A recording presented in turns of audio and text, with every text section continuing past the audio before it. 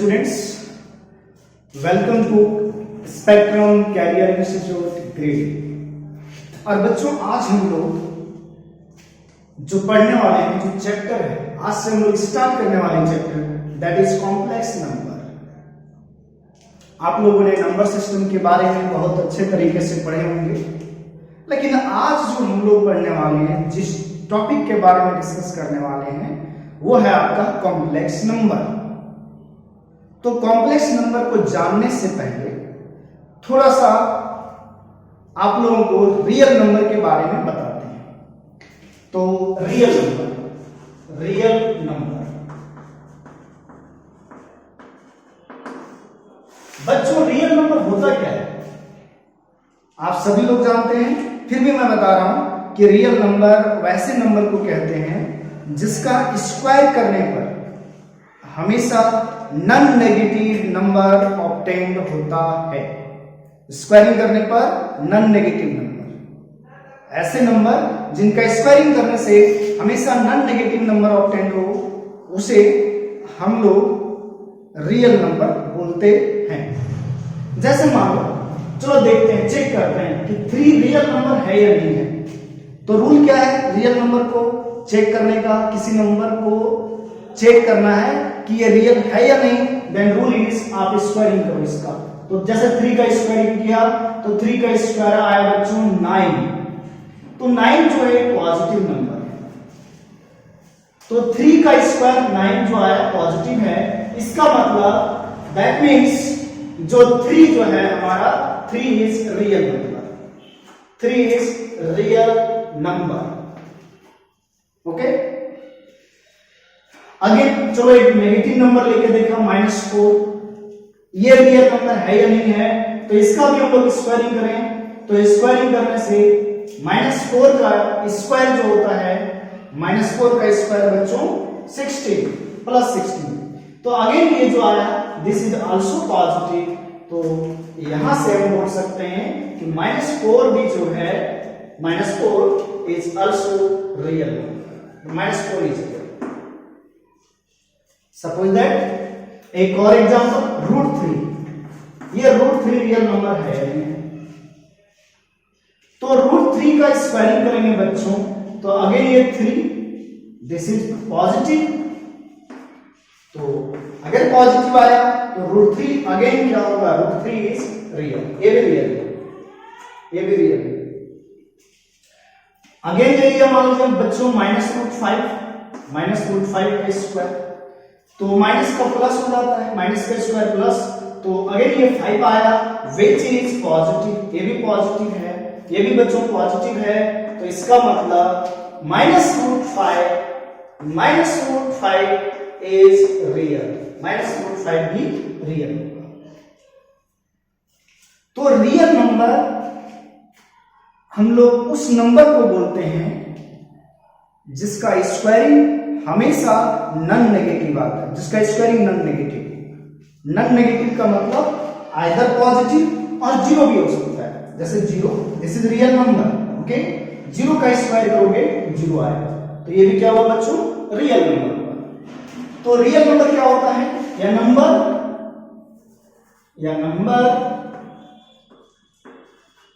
whose square is always non-negative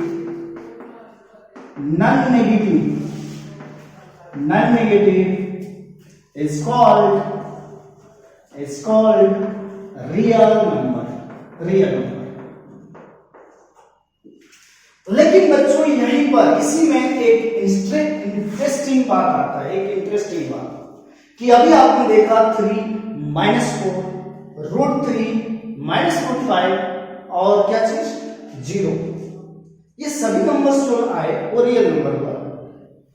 अगर हम लोग एक नंबर है √3, ये रियल है या नहीं है, ये रियल नंबर है या नहीं है, चलो इसको चेक करते हैं।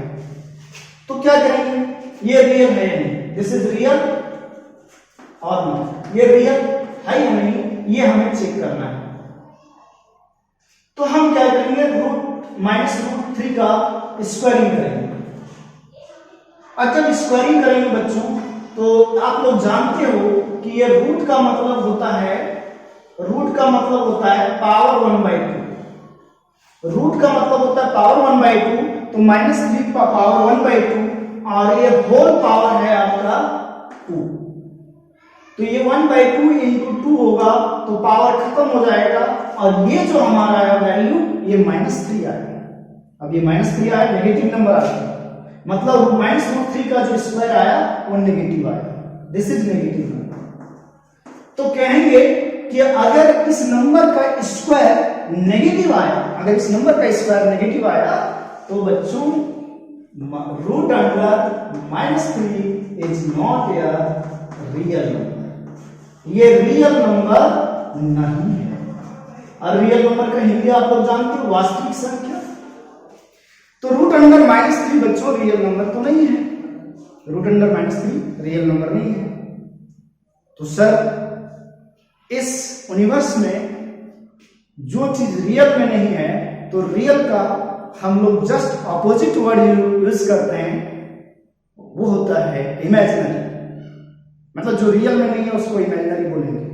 तो ये √3 एक रियल नंबर नहीं है, तो ये √3 जो होगा इमेजिनरी नंबर होगा। √3 क्या होगा? Imaginary number. और यही इमेजिनरी नंबर का कॉन्सेप्ट कहां से आया, क्यों हमें इमेजिनरी नंबर का जरूरत पड़ा, ये आपको मैं बताता हूं। ठीक है, ओके बच्चों। ओके स्टूडेंट्स, आप लोगों ने इक्वेशन सॉल्व किया होगा कि x² - 4 = 0। आपसे पूछा गया कि x बताइए, what is x? x² - 4 = 0, x बताना है। सभी बच्चे आराम से जो भी देख रहे होंगे उसको लग रहा होगा दिस इज वेरी सिंपल। तो बच्चों s ये बहुत ही सिंपल क्वेश्चन है, x निकालना। तो x² = ये -4 उधर जाएगा बच्चों, +4। x = स्क्वायर अगर हम लोग शिफ्ट करते हैं तो प्लस माइनस आता है और √4। This implies that x = ± square root of 4 is 2। Then हम लोग यहां से बता सकते हैं कि x का वैल्यू 2 और -2 है। ये आपका आंसर हो गया, है ना। तो यहां पर जो x का वैल्यू आया वो 2 आया और -2 आया। लेकिन फिर से एक क्वेश्चन और यहां से मैं आपको कि भाई साहब आप इस इक्वेशन को सॉल्व करिए, x² + 4 = 0। मतलब सॉल्व करना है, आपको आंसर बताना है। क्वेश्चन दे दिया गया बच्चों से कि आपको आंसर बताना है इसका, x का वैल्यू क्या है।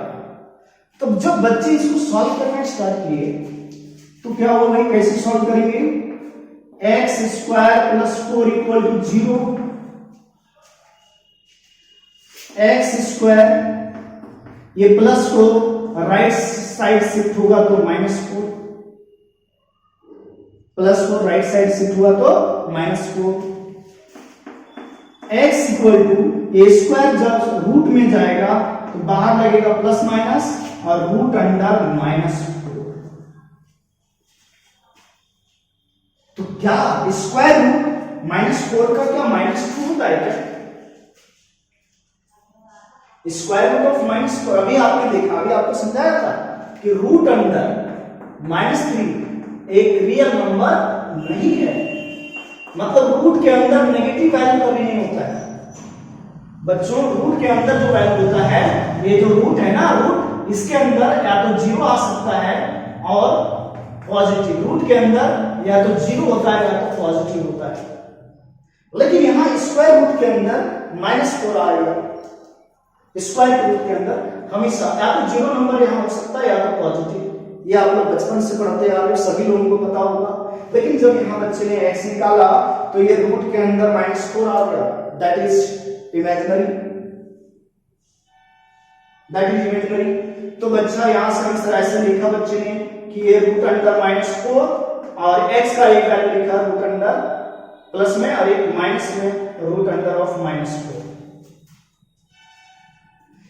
तो ये x का जो वैल्यू आया ये रियल नहीं हुआ, तो लोगों को दिक्कत हुआ। क्या दिक्कत हुआ कि x का वैल्यू ये रियल नहीं है, सबको पता है रियल नहीं है, रूट के अंदर माइनस आ गया, रूट के अंदर माइनस आ गया तो रियल तो है ही नहीं, क्योंकि वास्तव में ये चीज डिफाइन नहीं होता है रूट के अंदर कि नेगेटिव हो। तो इस नंबर को इमेजिनरी नंबर बोला गया। किस नंबर को? जब रूट के अंदर नेगेटिव आ जाए, स्क्वायर रूट के अंदर क्या आ जाए? नेगेटिव आ जाए, तो ये इमेजिनरी नंबर हुआ। अब लोगों के साथ प्रॉब्लम क्या हुआ कि ये देखने में भी अच्छा नहीं लग रहा, थोड़ा कॉम्प्लिकेटेड टाइप का लग रहा है और लिखने में भी बढ़िया नहीं है।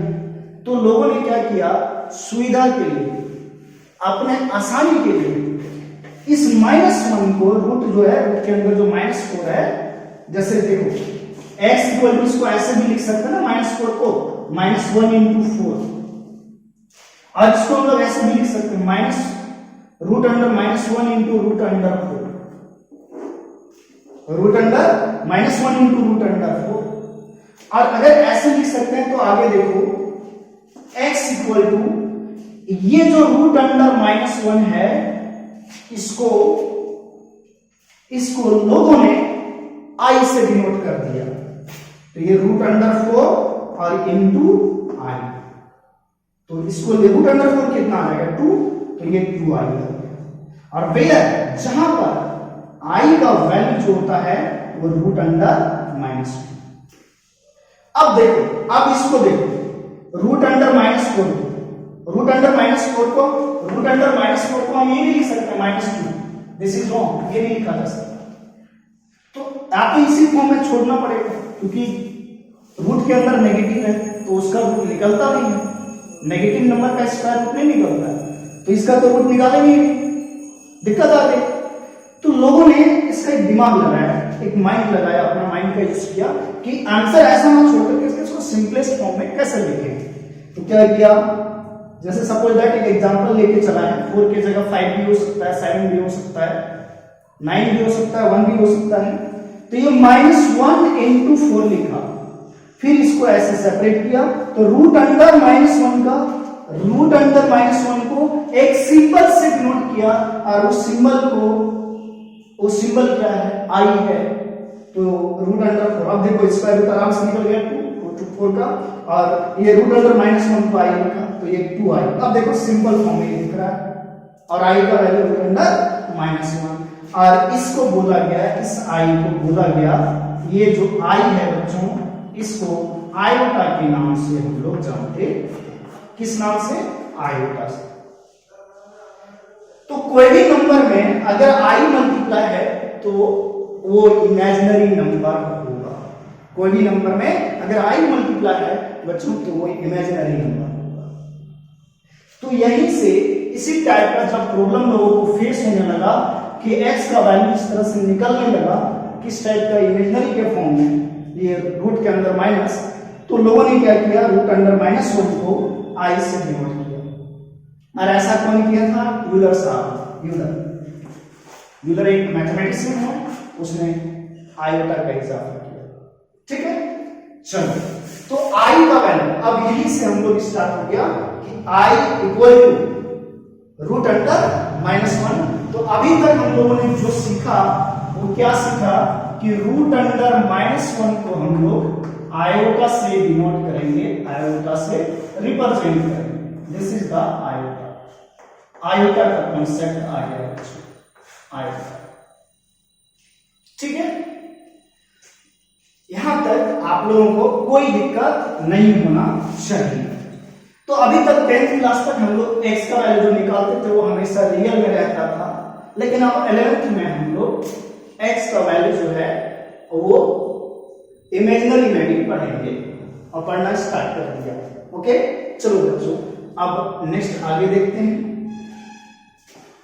ठीक है, ओके बच्चों, अब देखो, अगर मैं i का स्क्वायर कर दूं, i स्क्वायर, तो i स्क्वायर का वैल्यू क्या आएगा? i स्क्वायर क्या आएगा? i स्क्वायर को अपन लिख सकते हैं i into i, that is root under -1 into root under -1। तो रूट अंडर -1 का दोनों सेम है तो whole square and this is equal to -1। तो आई स्क्वायर का वैल्यू आया -1। चलो आई क्यूब निकालते हैं। आई क्यूब को बच्चों में लिख सकते हैं आई स्क्वायर इंटू आई। क्यों? आई पे पावर 1 और ये 2, तो 1 प्लस 2 कितना हो जाएगा? 3 हो जाएगा। आई पे पावर 1 प्लस 2 3 हो जाएगा। अब आई स्क्वायर का वैल्यू कितना आया? -1। तो ये -1 into I this is equal to -i। I raise to the power 4 कितना आएगा? I raise to the power 4, इसको हम लोग लिख सकते हैं I square into I square. I square का वैल्यू -1, तो -1 into -1 is equal to +1। I raise to the power 5, इसको हम लोग लिख सकते हैं बच्चों I raise to the power 4 into आई। और ये क्या होगा? आई रेज टू दी पावर 4 कितना 1 होता है, तो ये 1 इंटू आई, यह आ गया आपका I. I raise to the power 6, I raise to the power 4 into लिख सकते हैं I square. I raise to the power 4 is 1 और आई स्क्वायर का वैल्यू -1, तो इंटू -1 ये क्या आ गया? -1। I raise to the power 7, इसको लिख सकते हैं I raise to the power 4 into I cube.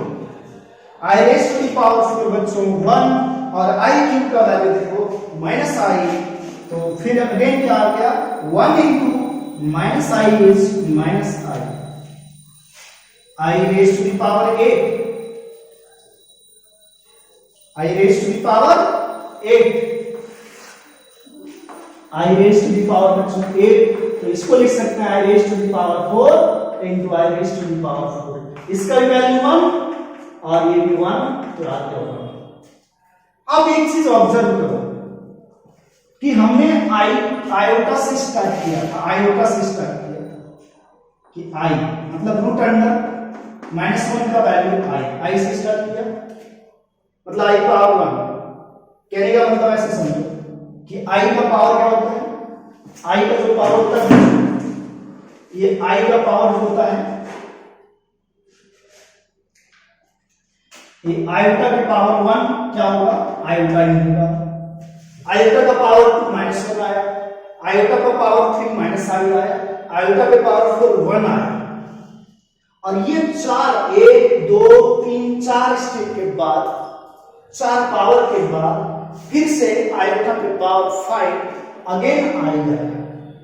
और आई के बाद देखो, आई के बाद नेक्स्ट क्या था? -1।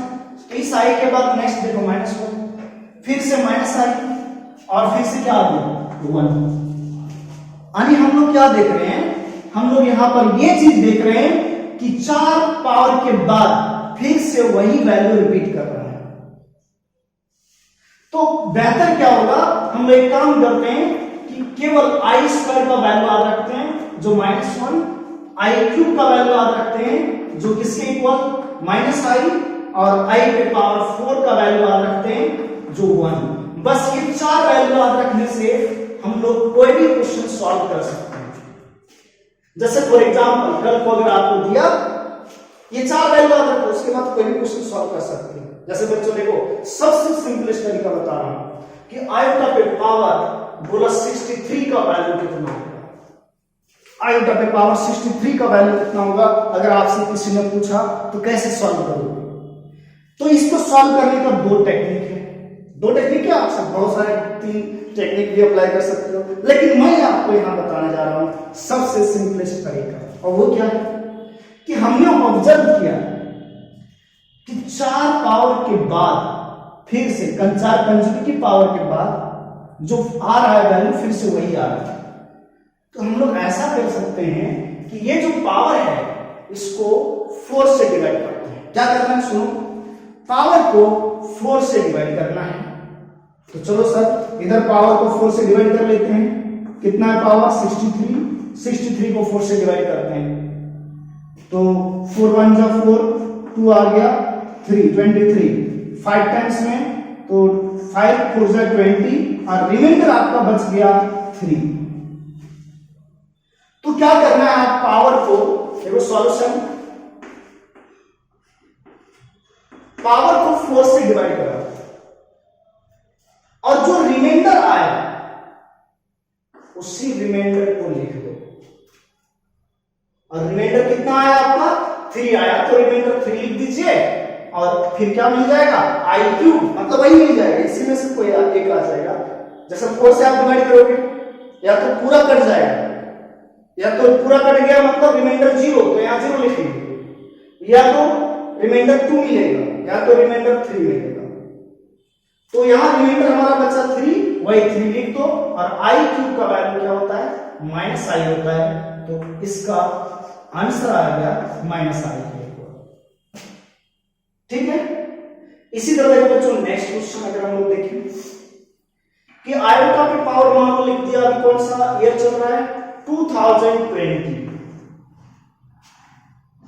तो हम अगर इसको 4 से डिवाइड करें बच्चों, 2020 पावर में है, अगर इसको 4 से हम लोग डिवाइड करते हैं तो हमारा जो रिमाइंडर आता है वो 0 आता है, क्योंकि ये पूरा कट जाता है 4 से, तो रिमाइंडर 0 आता है। तो हम लोग आयोटा पे पावर 0 लिख देंगे, और किसी नंबर की पावर 0 अगर हो तो अपन जानते हैं कि उसका वैल्यू होता है 1।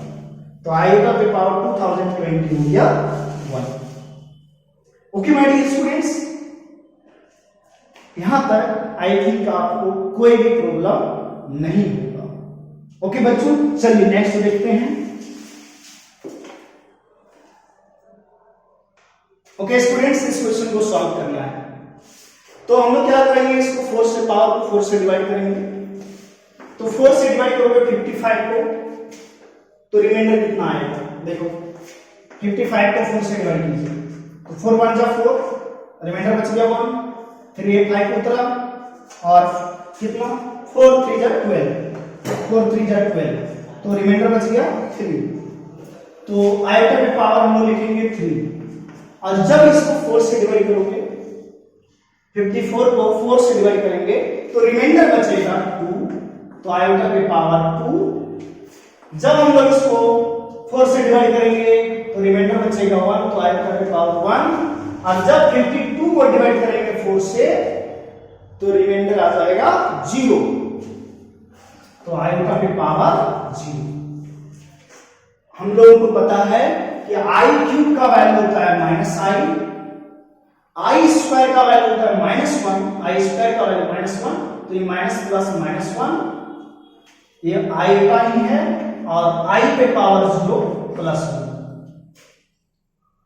फिर से सुनना, आई क्यूब का वैल्यू -i, आई स्क्वायर का वैल्यू होता है -1, तो माइनस प्लस -1, आयोटा ही रहा, और आयोटा पे पावर 0 1। तो ये फाइनली देखो कैंसिल हो रहा है, ये और ये सब, तो आंसर हमारा आ जा रहा है 0।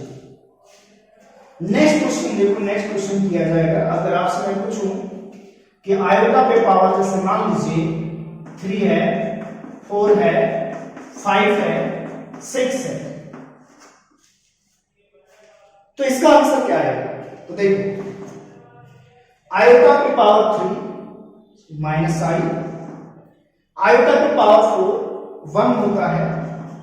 अब ये पावर 5 हो गया, तो इसको 4 से डिवाइड करोगे, जैसे 4 से ज्यादा पावर हो गया तो 4 से डिवाइड करो पावर को, रिमाइंडर बचेगा 1, 5 को 4 से डिवाइड करोगे रिमाइंडर बचेगा 1, तो ये आयोटा ही लिखा है, आई पे पावर 1। इसको 4 से डिवाइड करोगे तो रिमाइंडर बचेगा 2, तो आई स्क्वायर। तो देखो ये -i +1 प्लस i, और आई स्क्वायर का वैल्यू -1। अगेन देखो ये सब कट करके 0 आ रहा है, यहां से भी आंसर 0। अगर मैं एक और क्वेश्चन आप लूं, यहां पर एक और क्वेश्चन लेते हैं कि आयोटा पे पावर मान लीजिए -7 प्लस आयोटा पे पावर -8 प्लस आयोटा पे पावर -9 आयोटा पे पावर -10। तो आप ये काम कर सकते हो बच्चों, पावर माइनस है ना, तो उसको देखो a पे पावर -1 होता है, चाहे -n होता है, तो हम लोग इसको ऐसे लिख सकते हैं 1 डिवाइड बाय a पे पावर n। या नीचे अगर पावर है अगर इसको ऊपर के लेकर के लिखें तो ये पावर माइनस हो जाता है। तो ऐसा करते हैं, इसको हम लोग लिख सकते हैं 1 डिवाइडेड बाय आयोटा के पावर 7 प्लस इसको लिख सकते हैं 1 डिवाइडेड बाय आयोटा के पावर 8, 1 डिवाइडेड बाय आयोटा के पावर 9 और 1 डिवाइडेड बाय आयोटा के पावर 10। बहुत ही आसान है। अब इसको 4 से डिवाइड करेंगे और बच्चों जब 4 से इसको डिवाइड करोगे पावर को 7 को 4 से डिवाइड करो, रिमाइंडर बचेगा 3, तो ये आई क्यूब, ये पूरा कट जाएगा तो रिमाइंडर बच जाएगा 0, तो आई पे पावर 0 प्लस 1 डिवाइड बाय 9 को डिवाइड करोगे 4 से तो रिमाइंडर बचेगा 1 और 10 को डिवाइड करोगे तो रिमाइंडर बचेगा 2। अब हुआ क्या बच्चों, 1 by iota cube minus i plus 1 divided by iota की पावर 0 1 बाय आई और plus 1 divided by i square का वैल्यू -1। अब चीज देखा यहां पर देखो आप, ये वाला और ये वाला कट जाएगा क्योंकि ये -1 बटे आई है और ये 1 बटे आई है, तो ये दोनों कैंसिल हुआ और ये देखो +1, इसको देखो ये +1 और ये -1, ये दोनों कटेगा तो ये क्या हो गया 0। तो अभी आप लोग देखो बच्चों, यहां पर मैंने 3 क्वेश्चन किया है सॉल्व और तीनों में एक चीज देखा कि आंसर 0 0 0 आया। तो क्या सर इस क्वेश्चन में कोई सिमिलरिटी है? क्योंकि सभी का आंसर 0 आ रहा है, इसका मतलब जितने भी क्वेश्चन लिखा गया है यहां पर उसमें कहीं ना कहीं कोई सिमिलरिटी होगा। तो ढूंढिए वो सिमिलरिटी क्या है। ठीक है, सोचिए सिमिलरिटी क्या है। तो बच्चों सिमिलरिटी है ये, यहां पर देखो कि ये जो पावर देख रहे हो आप आयोटा पे, ये सभी पावर कंसेक्यूटिव है और मात्र में 4 ही समय 4 टर्म है और ये 4 आयोटा की पावर जो है कंसेक्यूटिव है। सेम देखो यहां कंसेक्यूटिव मतलब लगातार पावर, जैसे 55 54 53 52 3 4 5 6 इस तरह से -7 -8 -9 -2 मतलब लगातार है पावर, या तो घटते जा रहा है या तो बढ़ते जा रहा है। यही तो सिमिलरिटी है कि कंसेक्यूटिव पावर है पहला सिमिलरिटी, और दूसरा सिमिलरिटी कि 4 ही टर्म का सम हो रहा है। तब आंसर क्या आ रहा है 0 आ रहा है। तो अच्छा सर, इसका मतलब हम लोग यहां पर एक कंक्लूजन निकाल सकते हैं और कंक्लूजन निकाल करके हम लोग उसको एज अ थ्योरम या तो एज अ ट्रिक याद रख सकते हैं, उसको एज अ ट्रिक याद रख सकते हैं। और वो ट्रिक क्या होगा, वो मतलब क्या चीज हमें याद रखना है कि the sum of 4 terms of integral power of iota, consecutive integral power of iota is always 0. The sum of 4 consecutive integral power of iota is always 0. क्या बोला, जो यहां लिख देता हूं, the sum of 4 consecutive. Okay, मैं एक काम करता हूं, बोर्ड को पूरा क्लीन कर लेते हैं, उसके बाद फिर उस प्रॉपर्टी को लिखते हैं और एक क्वेश्चन लेकर के आते हैं बच्चों। ठीक है, ओके बच्चों, हम लोगों ने अभी क्या पढ़ा, the sum of 4 integral power of iota is 0। The sum of 4, यहां पर एक लाइन जोड़ लेना है, 4 कंसेक्यूटिव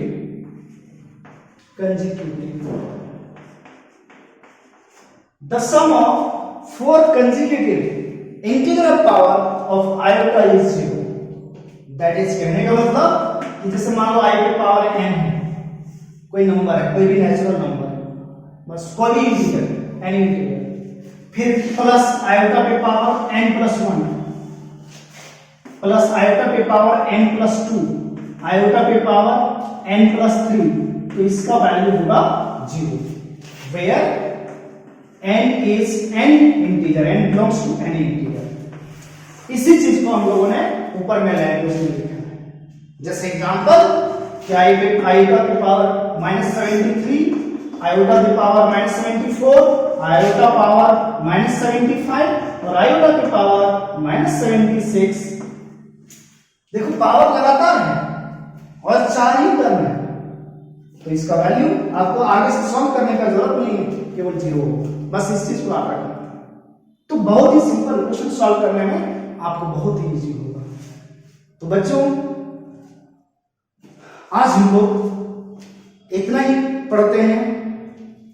आयोटा से रिलेटेड और बहुत सारे क्वेश्चन बनते हैं, और जो हमारा कॉम्प्लेक्स नंबर है वो मेनली नेक्स्ट लेक्चर से स्टार्ट होगा, क्योंकि आज जो हम लोगों ने पढ़ा वो कॉम्प्लेक्स नंबर क्या होता है उसी को समझने के लिए, कॉम्प्लेक्स नंबर को समझने के लिए उसका हम लोग एक बेस तैयार कर रहे थे।